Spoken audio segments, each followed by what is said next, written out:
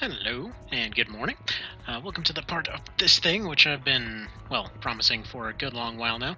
So this is the rocket-only run of Last Raven, specifically the Zenaida route. So, alright, without any further ado, let's go ahead and get into this. I was actually originally going to be streaming this sort of thing, but I'm sure you guys may have recently heard the recent news on this end. So stuff's got to be all relatively quiet now. And also, I have no idea what my schedule is. So until that happens, we're going to go ahead and do stuff this way. Let's go ahead and do this file. I'm just going to transfer over this particular one. So the intro, and they're like, yeah, the world ended. That sucks. Cool. Anyway. Sorry, mail received. Now, first things first. This thing, as beautiful as the friggin' is, does not exactly hold up well in Last Raven. A lot of its stuff is just generally not going to end up going too well. Now, when I say beat the thing and beat the Zenaida out, the plan is more or less to go and be able to beat every single thing with rockets in the AI arenas here. So specifically the VR arena, and then unlock the main arena, which going to be going through the Zenaida route for that, and then unlock everything in the extra arena as well. You know, the idea just being beat both arenas with rockets. So, don't have enough money to fight this guy, unfortunately. As you can see, it's running much smoother than it did before. Hopefully that will continue. I think I finally figured out what made it do that. Let's go ahead and adjust the cockpit a little bit here. Enemy data, that's not actually something that's going to be terribly useful anymore. Basically, I'm going to try to keep the screen as open as possible here. Gonna need outer heat. Probably going to keep the other stuff just away like that.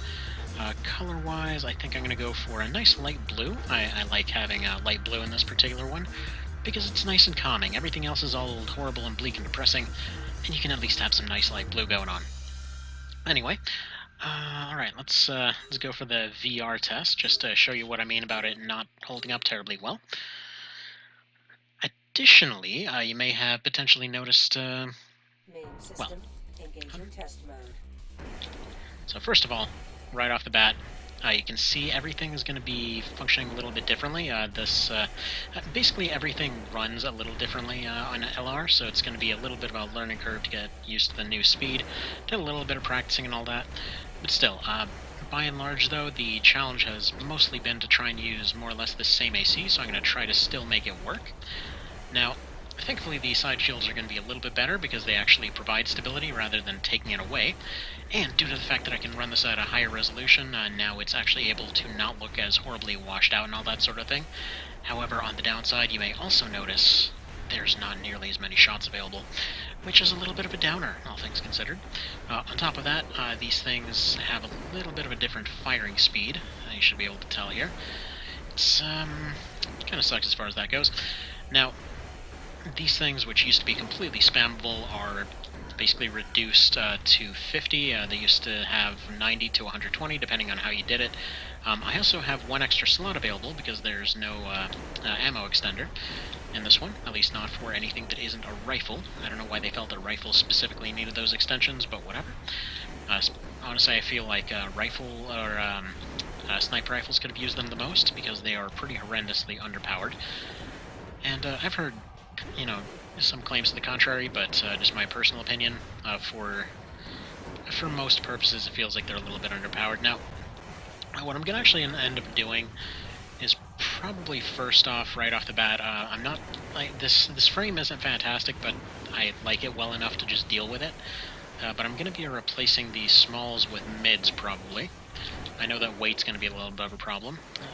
As far as, I'm not perfectly married to the idea of the lefty napalms anymore either, since they only get 30 as opposed to their previous 120, because that wasn't ridiculous to anyone. But yeah, so pretty dramatically nerfed, as you can see here. Even the starter is just eating all these like nobody's business. That's another one of the problems.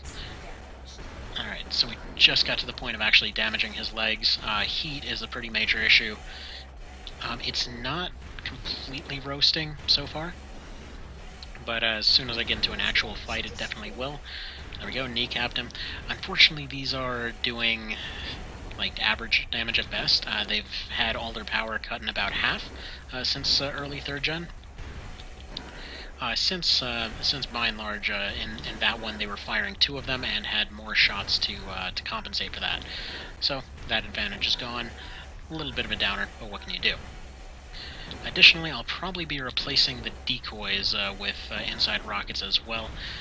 Again, normally I was thinking to try and not mess with the build as much as possible, but it's just not realistic, quite frankly, because there's so few shots around. And as you can see, like even the starter, eating them like absolutely nothing. If I just run around and, you know, poke little shots at him here and there, can still hit him. Even now he's gotten into critical and I'm almost out. So this is without any NPC helpers, this is without any AC helpers, this is without any pulverizers, anything. It still ended up taking almost 100 rockets to actually beat that guy. And yeah, we're going to be dealing with a lot more annoying stuff than that. So, first things first, let's go ahead and get that readjusted. So, alright, I ended up getting 2 extra optional slots. The codone takes 4 now, so something's going to have to be adjusted for that, because I do need that thing. Cancellation pulses, I can... I think I can sacrifice braking for turning. It's not ideal, but either way, it'll be a little bit better. Now, let's go ahead and see here. I don't really have... Well, I can probably sell anything that isn't a rocket, so we'll go ahead and do that. There we are. I was originally thinking to actually use my main file for this, just because it would allow doing all this in first person, but, you know, I figure first person will be its own whole separate thing down the road. There's a bunch of LR stuff that I want to do, because, you know, as much as it isn't one of my favorites, it's definitely still one of the stronger contenders. So, whatever, we'll do that at that point. So there we go, let's get rid of this, get rid of this. All that stuff may be useful. Specifically, this one seems to be well, these two seem to be pretty strong contenders for how much you get out of them. Let's go ahead and get rid of that, and that should give enough to give a little bit of boost to everything. So, gonna need some tuning adjustments for sure. For inside, let's go ahead and grab these ones. Additionally, I should probably have a little bit of a drink here. My throat's all dry. Ah, the delicious Gatorade, though. It's good stuff. It's good stuff. Now, shield-wise, I'm probably going to stick with the same ones, but just in case, going to pick those in case I have to adjust for weight. New rockets, I don't think there are any, and I don't think there are any that really got added for this one. Actually, come to think of it, I can't think of any that actually got added in this particular one, aside from this one right here. Was it right here? Yeah. No. Yeah, that one was from Nexus. Let's see, was there anything else? I could have sworn there was something else.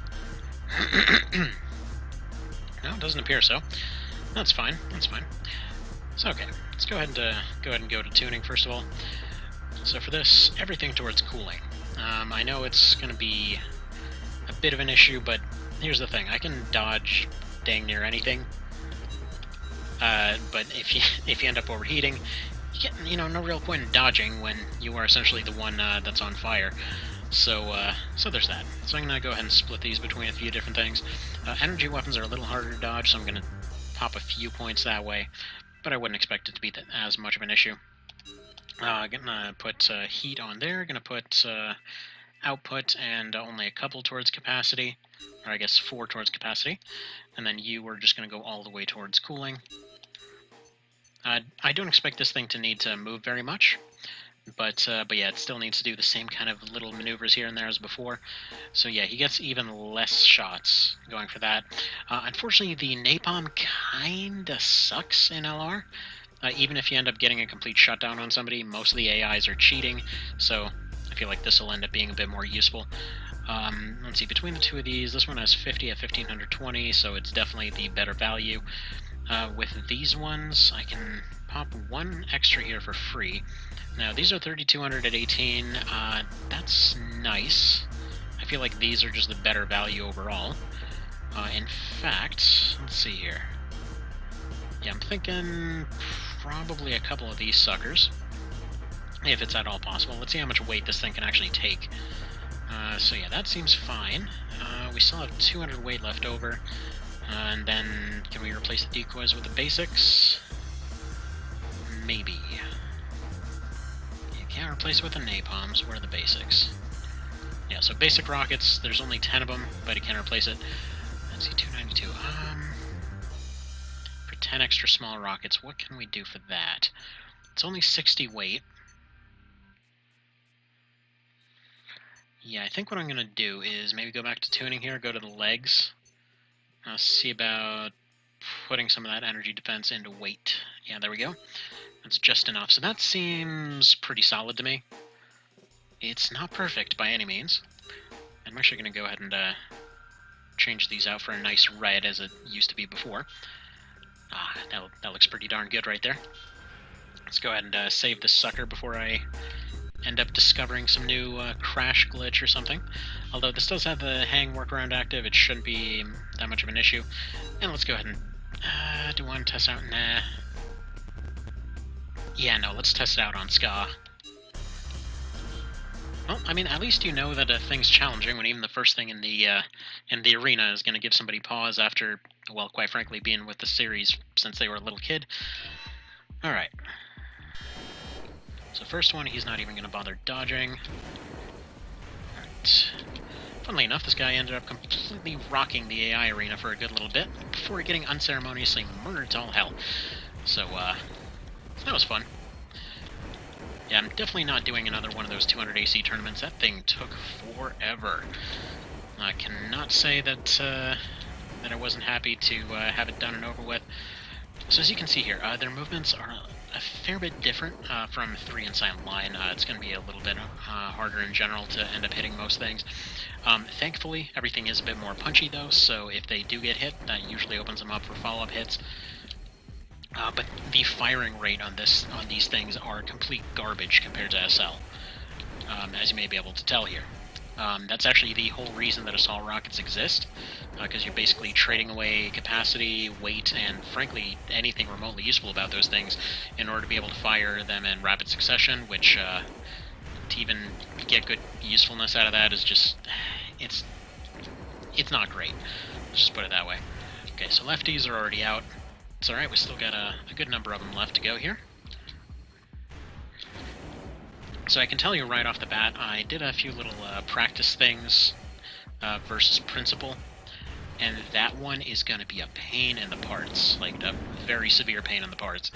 And funnily enough, it has nothing to do with the Principal fight itself. It's actually those little helicopters that are just like a pretty massive pain to hit with anything. So, you know, you do what you can do. You being such a... There we are. So, as you can tell, by the way, a lot of the arenas also have this little thing right here. Namely, it's a little bit hard to hit some of the things when they're going and changing elevation slightly. Mostly because as far as hitboxes for legs and all that sort of thing, you can't do toe taps as much. That's something that they changed a fair bit in LR. But, for example, a lot of these ones here, where it's like going right under his feet, would have actually counted in 3 or SL, because everybody was counted as just one massive block instead of having individual sections for all their different parts. Meaning that the legs are kind of individually as they are. I think they actually do have a little bit of a gap in the middle for stuff going between the legs and all that sort of thing. But you can tell there's a lot of times when it feels like it should have hit, like it feels like the rocket should have been right where they were, and it wasn't. So that's one of the reasons that I would say this one was a bit frustrating to get into, but that's fine. Now that everything is running smoothly, it's basically just going to be a little bit of a learning curve, but it's going to happen. I'm pretty confident that by the end of this, it will be possible to beat Ultimate Zaneta with this type of situation, and that'll be nifty. That'll be all nifty-like. I will say the music will still continue to suck in this game, so a lot of it is probably going to be silent. I'm probably going to put some different music over it at some point, but what can you do, right? And yeah. Who knows, maybe some new tricks will be discovered, because I've never actually tried this run. Most of the previous ones that I've put up I have tried in some capacity, some I even did twice just for the hell of it. But never a rocket run of LR, so should be good stuff. Now, this guy is almost done for. He's... Honestly, the only danger with him was running out of shots, which is looking pretty unlikely at this point, since he'd essentially have to dodge another, 84 shots? Which is just really unlikely. Even when I'm basically doing these predictions all wrong. So that's another thing. In SL and stuff like that, it was just easier to predict where the AI would end up going. It's not necessarily that they're truly unpredictable or something like that, but by and large their patterns are a little bit different. It's like right there, I would have expected him to go a little bit faster or start boosting forward from the way he was facing. So none of this is just kind of like muscle memory kind of thing. I'm just automatically aiming towards certain places. That will adjust over time, so we'll see how that goes. And let's test out how effective these are. Okay, they're a little bit of a faster fire rate, so that's handy. Alright. Reasonably effective. You know what? I actually like these. They're not bad at all. These will be a good finisher, I think. Right, so I can speed up a little ways, but I have to say that speed is still pretty significantly lacking in this thing. Not speed, but longevity in terms of boosting and that sort of thing. Now, I need to check real quick because I believe I have the music off entirely. Yeah, only 20% accuracy. That's not ideal. Right, quota. Another arena that's a little bit hard to deal with. Yeah, I guess that thing just didn't exactly have anything going for it. Alright, turn that down. Accept settings. Actually, no, let's turn that a little bit down. There we go. Perfectly good. Alright. So yeah, we'll do quota next. He's pretty well doable.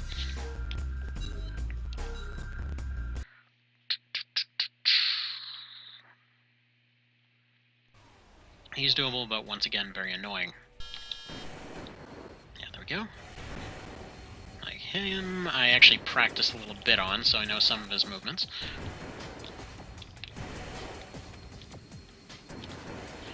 But yeah, and definitely expect Ultimate Zin to take a few tries. That lady's a little bit of a nut job, quite frankly. Alright. See, the thing is, if you end up going down here into this little middle area, he'll end up just kind of circling around doing all that sort of thing. But if you end up going for the outer area, he'll run back in here.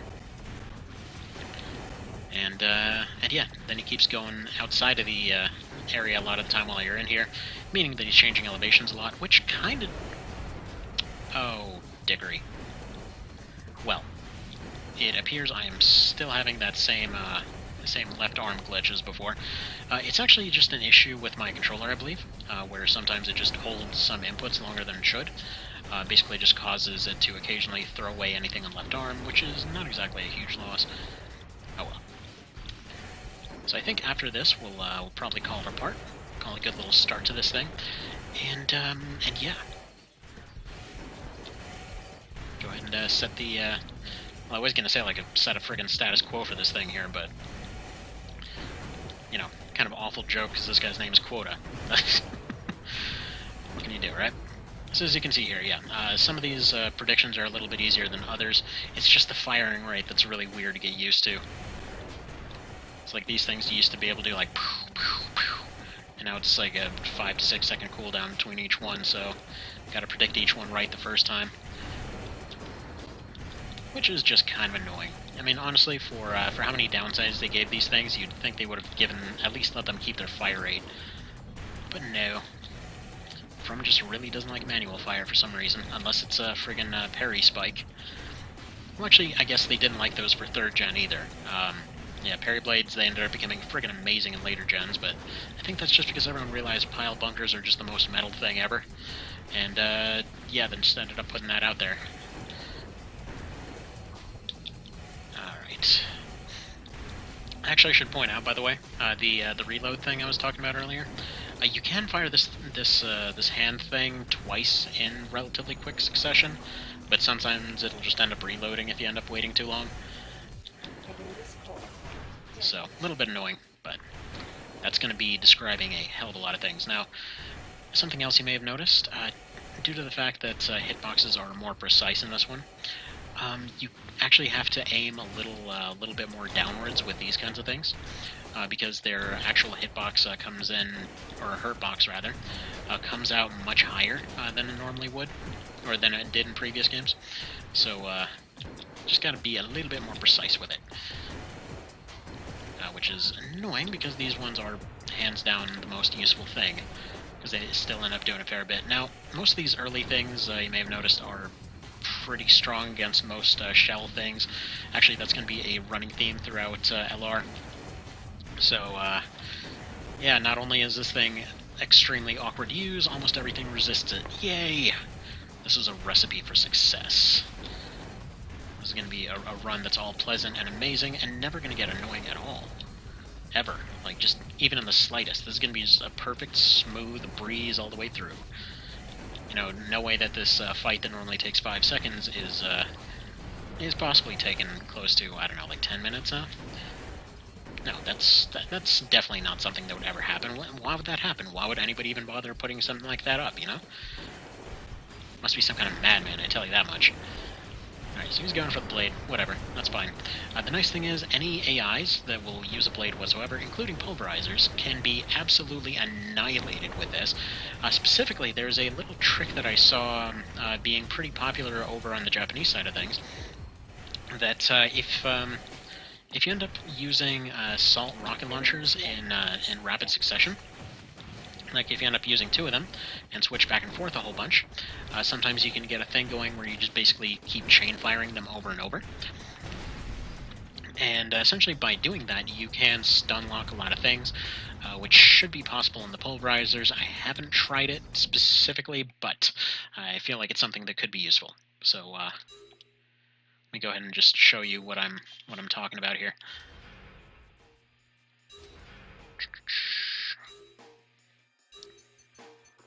Alright, where are ya? So put a couple cactuses on here. Go to the AC test. And let's go fight these things. Main system engaging test mode. Alright, we throw that away. We throw that away. And then we basically do one of these things where you just basically switch back and forth between them. Unfortunately, it's the timing that's a little bit weird, because you basically have to keep switching between them, and somewhere in there there's like a frame where you can basically cancel out of a lot of it. I haven't kind of figured out a lot of the specifics as far as that's concerned, so if anybody knows an exact, timing on all that, that might be pretty handy. I think it's largely because sometimes they end up counting as the same thing, but either way, I probably won't be using these particular things very often. We'll see. We'll see. I might just keep them on there for now. Actually, I might use one of each, and then just keep them on there as a pressure thing, because 100 mids, actually technically going on like 150, might be a little bit excessive, but either way, we'll figure that out as time goes on. So, actually, you know what? I think I want those on the left side. Because on the left, I'm a little bit worse on using stuff on my left side, so I'm going to go ahead and pop those suckers on there. Mostly because previously I have almost always ended up practicing with them on the right. Wait, I already had them on my left side. I just pulled a complete dumb, didn't I? That's fine. That's fine. So there we go. Here's the new and improved starch diet. And yeah, I will see you guys next time. Hopefully this will, hopefully this run won't be as much of a complete bog and horrible thing as I'm expecting it to be, but this should be entertaining nonetheless. Alright, take care. Have a good day.